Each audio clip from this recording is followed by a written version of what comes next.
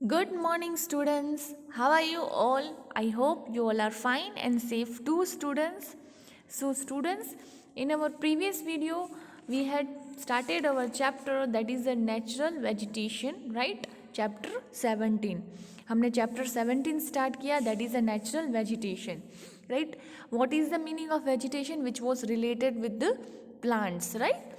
And India, in terms of vegetation, India diversity holds the 10th position in the world and the 4th position in the Asia, right? वो आपको मैंने पहले भी last video में भी बोला था एंड अगेन अभी फिर से बोल रही हूँ.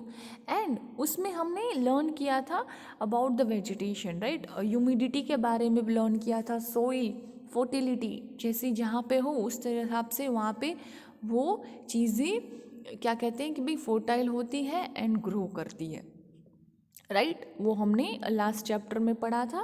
देन आफ्टर अगर हम टाइप्स ऑफ नेचुरल वेजिटेशंस में जाएं तो हमने डिफरेंट टाइप्स ऑफ फॉरेस्ट के बारे में भी पढ़ा था, जैसे कि रेन फॉरेस्ट है, डेसिडियस फॉरेस्ट है, देन आफ्टर डेजर्ट फॉरेस्ट है, मैनग्रोव फॉरेस्ट है, टेम्परेट फॉरेस्ट है. उन सब के बारे में हमने पढ़ा भी था एंड वहाँ पे क्या क्या ग्रो होता है उसके बारे में भी पढ़ा था. And with the help of map मैंने थोड़ा सा आपको एक्सप्लेन भी किया था कि कौन से एरिया में कहाँ कहाँ क्या क्या शिफ्ट है, लोकेटेड है. ट्रॉपिकल एवरग्रीन फॉरेस्ट जो नेचुरल ग्रीन कलर में है, जो रेड कलर में मैंने आपको दिखाया था. देन आफ्टर डेसिडियस फॉरेस्ट है जिसको क्या बोलते हैं, मॉनसून फॉरेस्ट भी बोलते हैं. वो कहाँ कहाँ कौन से एरिया में लोकेटेड है और मोस्ट ऑफ द फॉरेस्ट का जो पार्ट है वो डेसिडियस फॉरेस्ट में लोकेटेड है. देन आफ्टर माउंटेन फॉरेस्ट का क्यों बात की थी, क्योंकि माउंटेन फॉरेस्ट जो है, जो हिली एरिया के साइड जो है वो लोकेटेड होते हैं, वो डार्क ग्रीन कलर में है. तो डार्क ग्रीन कलर कहाँ आ रहा है, देखो नॉर्थ पूरा का पूरा ले लो, वो पूरा का पूरा डार्क ग्रीन कलर में आ रहा है. देन आफ्टर बात की जाए मैनग्रोव फॉरेस्ट की, तो जो ब्राउन कलर के छोटे छोटे आप देख रहे हो जगह, वो मैंग्रोव फॉरेस्ट किए जाते हैं. वो फॉरेस्ट कौन से होते हैं, सी कोस्ट के फॉरेस्ट होते हैं, राइट? मैंने आपको बोला था.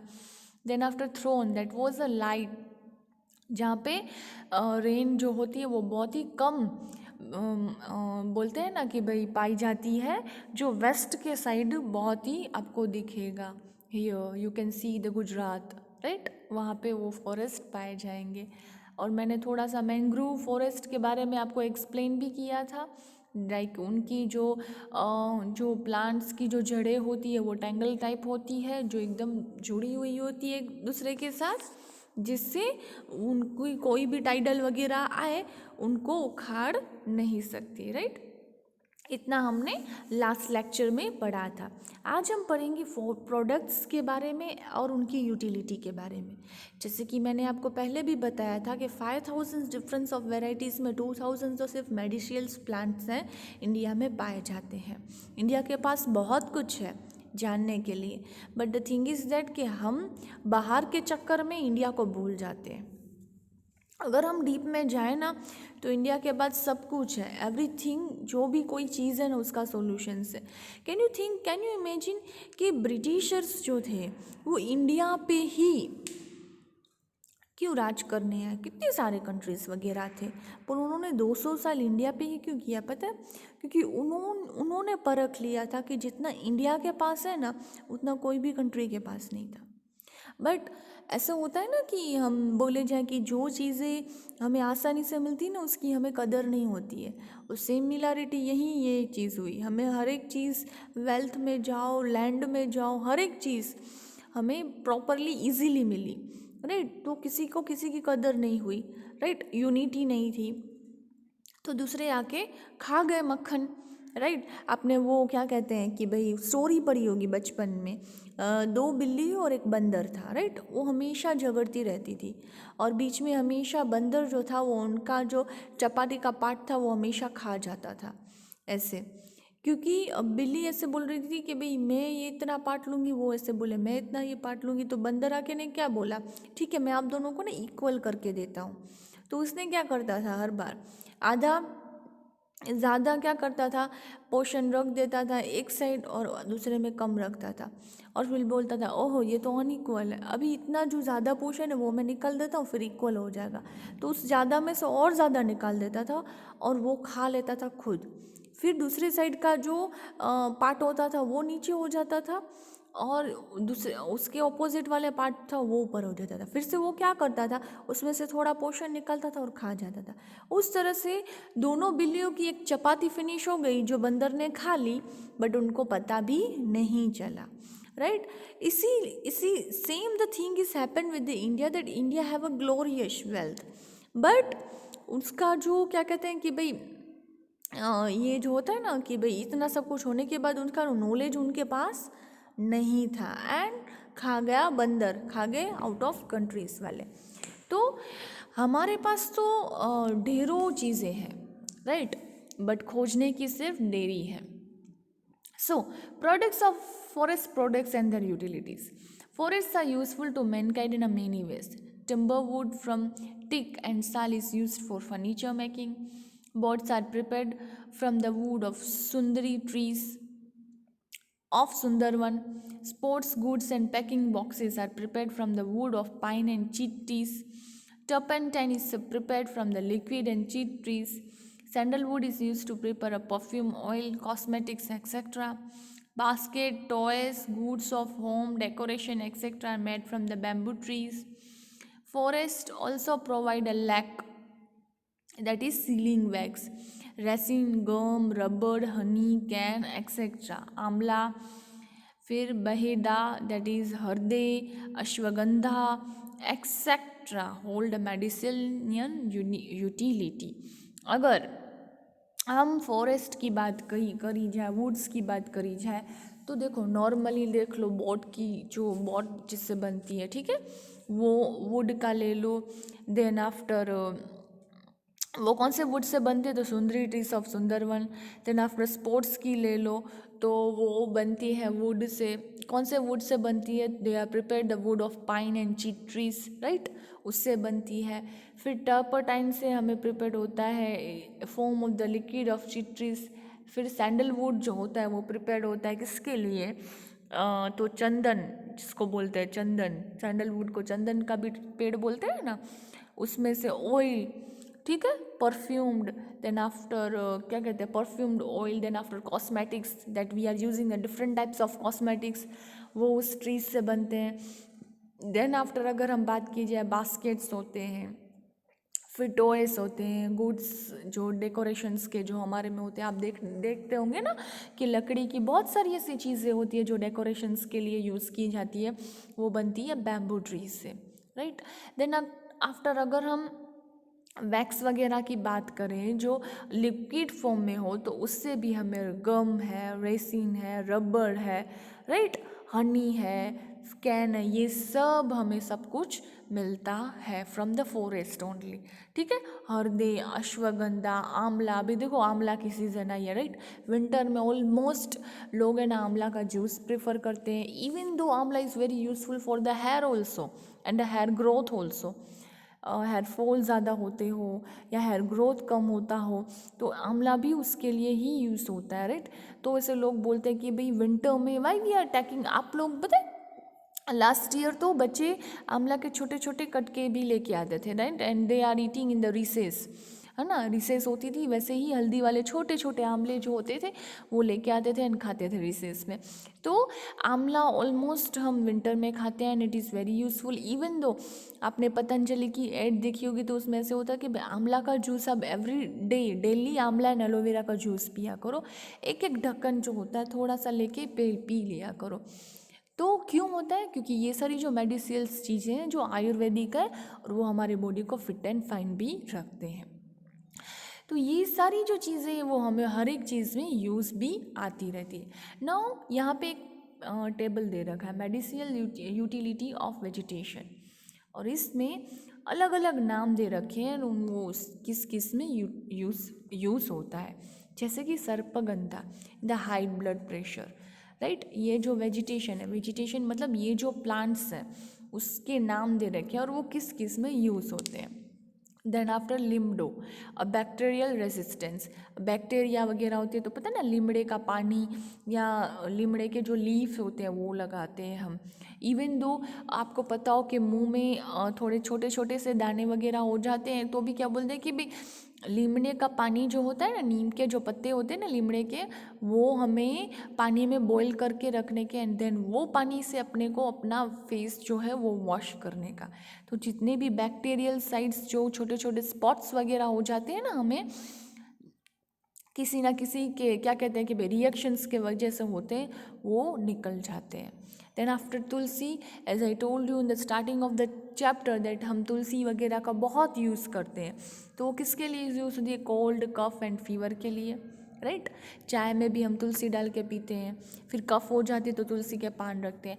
इवन दो बार बार ज़्यादा किसी को खांसी आती है ना, तो आपने नोट किया होगा कि इलायची जो होती है ना, इलायची जिसको क्लोव्स बोलते हैं, वो भी मुंह में रख देते हैं, राइट। तो उससे हमें बार बार खांसी ना है। और जिसको ज़्यादा सर्दी हो जाए तो हम क्या बोलते हैं? जिंजर होता है, जिंजर, देन आफ्टर उसमें हनी डाल के, राइट, उन दोनों का मिक्सअप करके भी पी लेते हैं कि भाई हमें खांसी बार बार ना आए, है ना। उससे खांसी रुक जाती है, उससे सर्दी कम हो जाती है।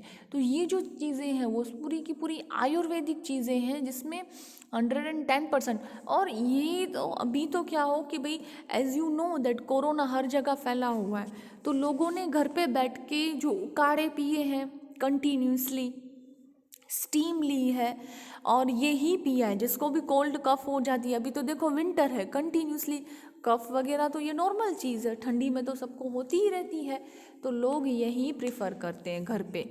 तो अभी तो ये बहुत प्रिफर करने लगे हैं, राइट। हनी पी लो, फिर जिंजर आदू का जो पानी होता है वो पी लेते हैं, थोड़ा सा हनी और आदू को मिक्स करके पीते हैं, राइट। या फिर उकाड़े होते तो उसमें सब कुछ यही डालते हैं ना, हल्दी डालते हैं, फिर जिंजर डालते हैं, देन आफ्टर लविंग डालते हैं, यही सब डालते हैं कि भाई हमारी बॉडी को कैसे भी टेम्परेचर है वो कहीं ना कहीं गर्म ही रहे, ठंडा ना रहे। और वो हम क्यों करते हैं? Why we are doing this? क्योंकि हमें कोरोना से बचना है। बट ये चीज़ें तो हमारे पास पहले से ही है, जिसका यूज़ हम अभी बहुत करने लगे हैं क्योंकि कोरोना के डर से, है ना।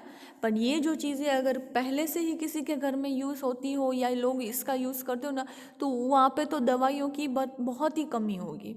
ये चीज़ें ही बहुत अच्छी हो जिससे हमें बहुत अच्छा सा फ़ायदा हो जाए, जिसमें हमें दवाइयों की कोई ज़रूरत ही, रिक्वायरमेंट ही नहीं रहे। क्योंकि ये सारी चीज़ें ना जड़ से हमें उखाड़ देती है जो भी प्रॉब्लम हो। इसलिए तो मेडिसिनल प्लांट्स 2000 वैरायटीज़ में हैं, तो कहीं तो उसका यूज़ होगा। ये तो जस्ट छोटा सा टाइप है, राइट, छोटा सा चार्ट है। ऐसे तो कितनी सारी मेरी मेडिसिन्स वगैरह होती है जिसका हमें नाम भी नहीं सुना होता, ना ही हमें कुछ पता होता है।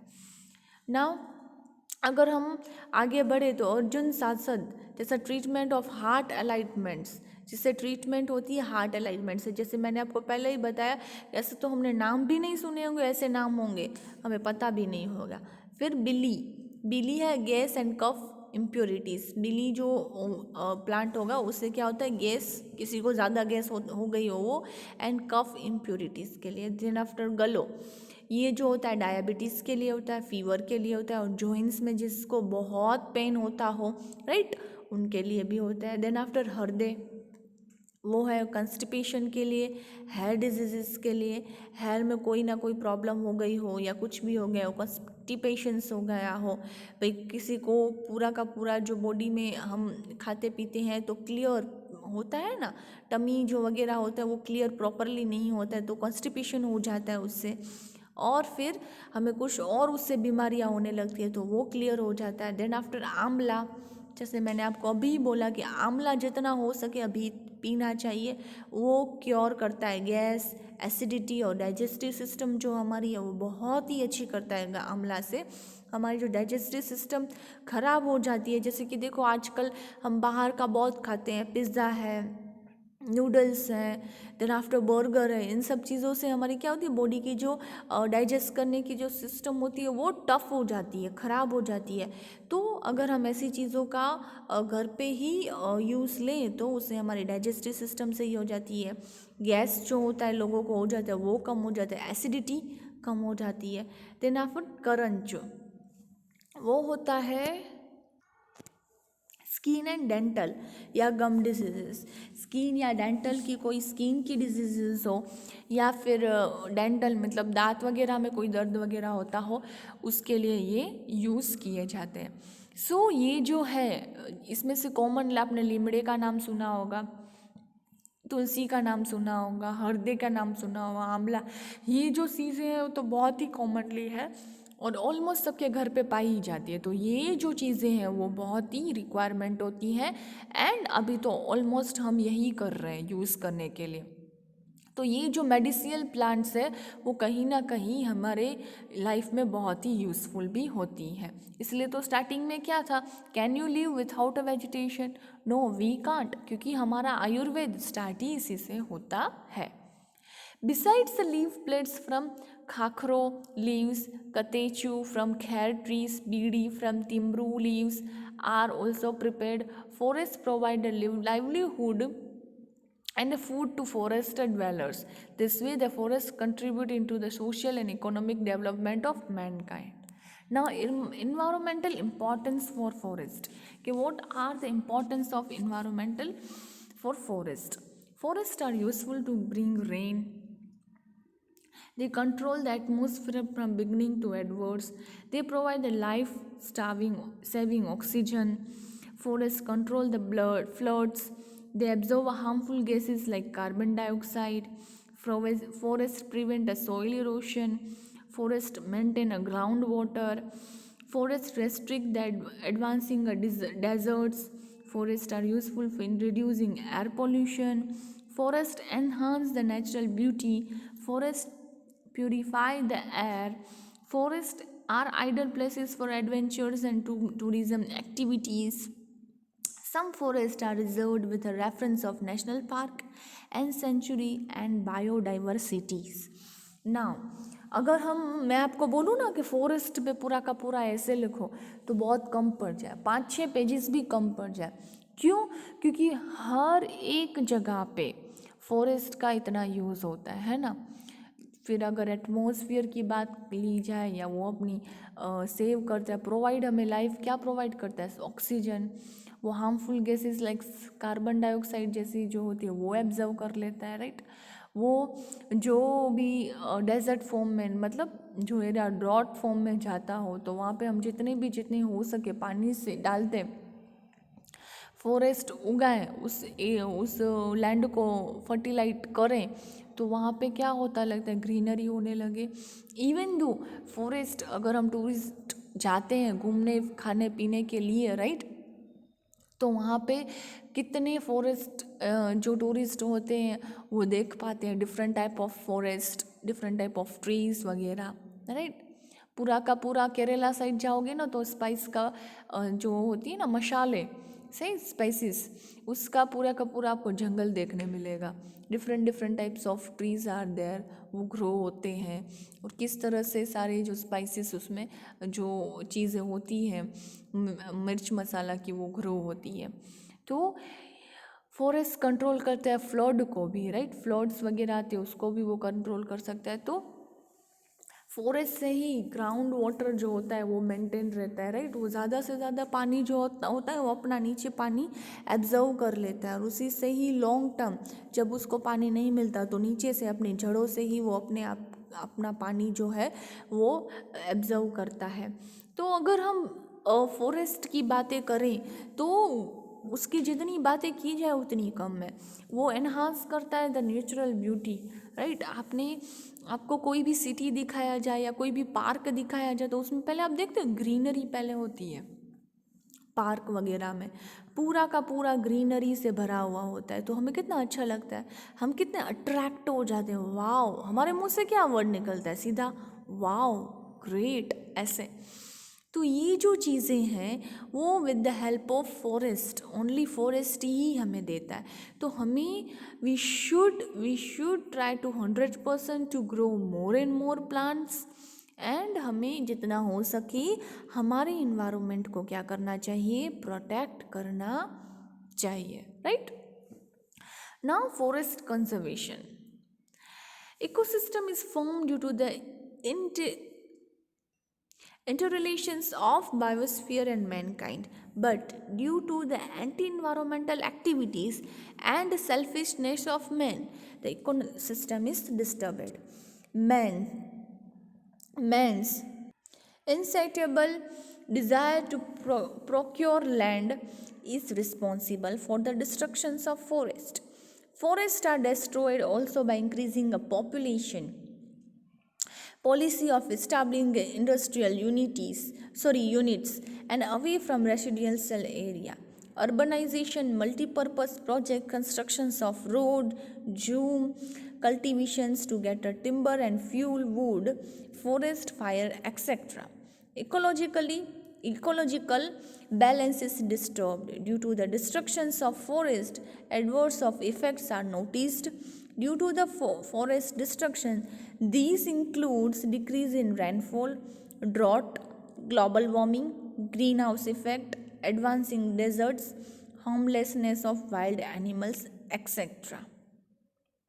According to the national policy of 1952, there must be a forest over 33% of the total geographical area of the nation. In India, forests are spread over about 23% area, and while the forests occupy only 10% of land in Gujarat. Thus, it is necessary to prevent the destructions of forest, and so protection and conservation of forests is necessary. अभी देखो, ये हमने chapter 18 में भी शायद पढ़ लिया, wild life में, राइट, कि फॉरेस्ट को जितना हो सके उतना कंजर्व करो. हम अपनी ह्यूमन एक्टिविटीज़ की वजह से, यहाँ पे लिखा ही है literally, activities of selfishness of man, मतलब हम जो यूज़ करते हैं, हम क्या कर रहे हैं, अर्बनाइजेशन बढ़ा रहे हैं, पॉपुलेशन डे बाय डे बढ़ती जा रही है, उससे क्या हो रहा है, फॉरेस्ट के जो एरिया है वो हम कवर कर डाल रहे हैं, और वहाँ पे मल्टी पर्पस प्रोजेक्ट्स होते हैं वो बनाते जा रहे हैं. लाइक मॉल, हम कैसे ऐसे अट्रैक्ट हो जाते हैं बड़े बड़े मॉल, सिनेमा हॉल्स को, इन सब को देख के. तो इन सब में जो प्लेस यूटिलाइज्ड होती है, कहीं ना कहीं आपने देखा होगा ये सारी प्लेसेस है ना आउट ऑफ द सिटी होगी, right, in the middle of the city ये चीज़ें आपको बहुत कम मिलेगी, और मिलेगी तो बहुत स्पेस कम मिलेगी वहाँ पे. और सिटी के बाहर जाओगे, लाइक अहमदाबाद जाओ, बड़ौदा जाओ, आपको बहुत दूर दूर तक ये प्लेसेस मिलेंगी. तो यहाँ पे हम क्या करते हैं, मल्टीपर्पज़ प्रोजेक्ट्स के लिए या बड़े बड़े फ्लैट्स या टेनामेंट्स बनाने के लिए ये सब प्लेसेस का हम यूज़ करते हैं, राइट. जिससे क्या हो रहा है कि फॉरेस्ट की जो जगह है वो यूटिलाइज्ड हो जा रही है, और हमारे जो फॉरेस्ट हैं वो कम होते जा रहे हैं, डिस्ट्रॉयड होते जा रहे हैं, राइट. क्योंकि इंक्रीज़ क्या हो रहा है, कंटिन्यूसली पॉपुलेशन. फिर इंडस्ट्रियल यूनिट्स जो है हर एक जगह पे, अगर हम छोटी छोटी इंडस्ट्रीज़ वगैरह हैं, क्या कहते हैं कि वे फैक्ट्रीज़ वगैरह हैं वो बनती रहती है, राइट. तो वहाँ का जो पानी वगैरह है वो बाहर निकलता है, जो लैंड पॉल्यूट करता है. देन आफ्टर वो सारी इंडस्ट्रियल्स वगैरह बनती है, तो क्या होता है कि फॉरेस्ट जो है वो धीरे धीरे कम होते जा रहा है, और उससे क्या होता है उससे हमारा होता है पूरा का पूरा इन्वायरमेंट डिस्टर्ब. क्या होता है, पूरा का पूरा इन्वायरमेंट हमारा उस टाइम पे क्या हो जाता है, डिस्टर्ब हो जाता है. कैसे डिस्टर्ब हो जाता है, अब आप ही सोच लो क्या होता है. पहले तो ग्लोबल वार्मिंग, राइट, पूरा का पूरा ग्लोबल वार्मिंग होता है. देन आफ्टर रेनफॉल है वो कम हो जाती है. अभी का टाइम ही देख लो आपने, इस सीज़न में लास्ट जो सीज़न हमारी थी, कौन सी सीज़न थी आप सोचो, उसमें हमने बारिश के सीज़न में हमने गर्मी भी देख ली, बारिश भी देख ली, ठंडी भी देख ली, तूफ़ान भी देख लिया, सब कुछ देख लिया. मल्टी पर्पस वाली जो कहते हैं ना सीज़न वो देख ली. कभी कभी बारिश आ रही है तो नवरात्रि दिवाली के टाइम तक बारिश आई, वो तो छोड़ो, इवन इन दिस डेज अगर हम 8 दिन पहले की बात करें तो 8 दिन पहले जब विंटर सीजन स्टार्ट हो गया तभी भी क्या हुई, बारिश हुई, राइट. तो ये मल्टीपर्पस, जैसे कि प्रोजेक्ट्स के पीछे लोग भागते हैं, तो अभी मल्टीपर्पस सीज़न हो गई है. जो भी सीज़न आए कोई भी एक ही सीज़न में आ जाती है. गर्मी तो गर्मी हद बिना की गर्मी होती है कि हम एसी या फैन के बिना रह ही नहीं सकते, इतनी गर्मी हो जाती है. और ड्रॉट, ऑब्वियसली ड्राइनेस जो होती है, सूखापन, वो तो क्रिएट होगा ही होगा। बारिश नहीं होगी, रेस रेनफॉल होगा, और जब रेन चाहिए तब रेन नहीं होगी और दूसरी सीज़न में रेन होगी तो क्या होगी, हमारे पूरी की पूरी फसलें हैं वो बिगड़ जाएगी। बारिश के टाइम में प्रॉपर जो चीज़ पानी को मिलनी चाहिए प्लांट को वो नहीं मिलेगी, और उसके अलावा ठंडी में वो चीज़ उसको मिलेगी तो क्या वो सूटेबल होगी? नहीं ना। अगर हम विंटर जैसे सीज़न में विथआउट स्वेटर रहें और मॉनसून में स्वेटर पहन के रहें तो हम बैर कर पाएंगे? ऑब्वियसली नहीं कर पाएंगे ना। उसी तरह से अगर बारिश के टाइम में जो इस प्लांट्स को पानी नहीं मिलेगा और विंटर के टाइम पे मिलेगा तो क्या वो फसलें रहेंगी? नहीं रहेंगी। तो due to our selfishness, right, man selfishness, man activities, क्या होगा, इंक्रीज क्या हो जाएगा, डिक्रीज हो जाएगी रेनफॉल, ड्रॉट होगा, global warming, green house effect and advancing of deserts जो होता है वो आप देख रहे हो कि हर एक जगह जहाँ पे वहाँ पे जो लेस पॉपुलेशंस होगी। Then homelessness of wild animals, अगर हम किसी के घर ही तोड़ दें तो वाइल्ड एनिमल्स बेचारे कहाँ जाएंगे? वाइल्ड एनिमल्स का घर तो फॉरेस्ट ही है ना। हमारा घर अगर हमारा होता है तो वाइल्ड एनिमल्स का घर तो फॉरेस्ट ही है। अब हम उनके घर को तोड़ के अपना घर बनाएंगे तो वो बेचारे कहाँ जाएंगे? फिर तो एक दिन ऐसे है कि वो लोग हम पे ही अटैक करने लगेंगे। आराम से जा रहे होंगे, आ रहे होंगे और हमारे घर पे अटैक कर दिया, राइट। तो ये सारी चीज़ें क्या होंगी? बढ़ती जाएंगी। अगर हम नेशनल पॉलिसी की बात करें 1952 की, तो 33% ऑफ जियोग्राफिकल एरिया नेशन का हो, उसमें 33% ऑफ फॉरेस्ट कवर होना चाहिए, जिसमें इंडिया में फॉरेस्ट आर स्प्रेड अबाउट 23%। कितना स्प्रेड है? ओनली 23%। उसमें 10% ऑक्यूपाई किया हुआ है इन गुजरात, सिर्फ 10%। अब जितना हो सके हमें क्या करना चाहिए? मोर एंड मोर क्या करना चाहिए? कंजर्व करना चाहिए अपने फॉरेस्ट को। While forest occupy only about 10% of land in Gujarat, thus it is necessary to prevent the destructions of forest and so protection conservation of forest is necessary। तो हमें कैसे भी करके जो चीज़ से हमें इतना बहुत ही क्या कहते हैं कि भाई एडवांटेज मिल रहा है, बेनिफिशियल है, मेडिसिनल्स चीज़ें मिल रही है घर बैठे ही इतनी अच्छी अच्छी, तो एटलीस्ट हमें उन चीज़ों को प्रोटेक्ट तो करना चाहिए। We should save our environment, right. हमें हमारे इन्वायरमेंट को क्या करना चाहिए?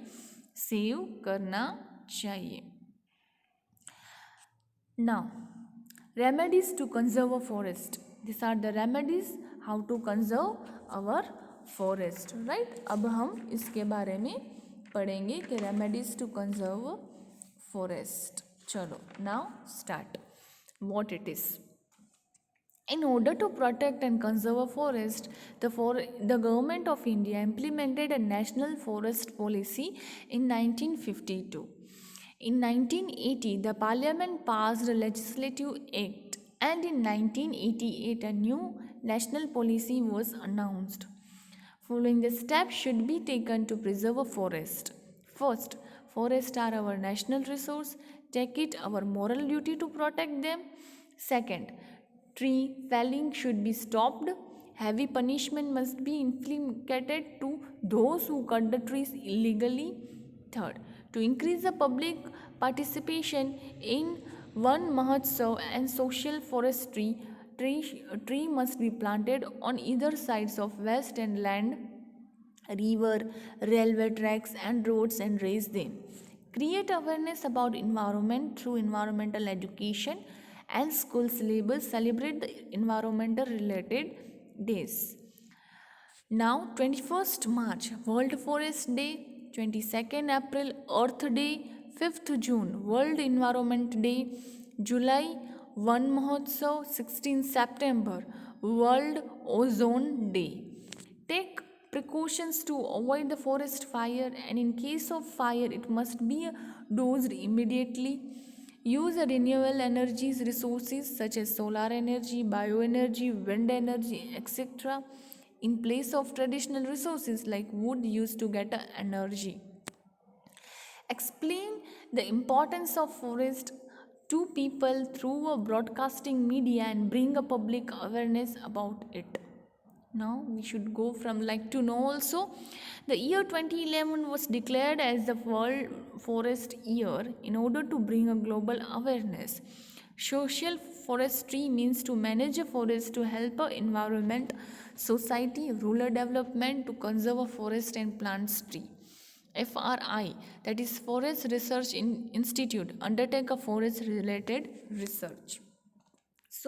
इस चैप्टर में आज हमने क्या पढ़ा कि हमें कैसे भी करके जिस चीज़ से हमें इतनी सारी क्या मिलती है, चीज़ें मिलती हैं, उसको हमें कैसे भी करके प्रोटेक्ट करना चाहिए, कंजर्व करना चाहिए, राइट।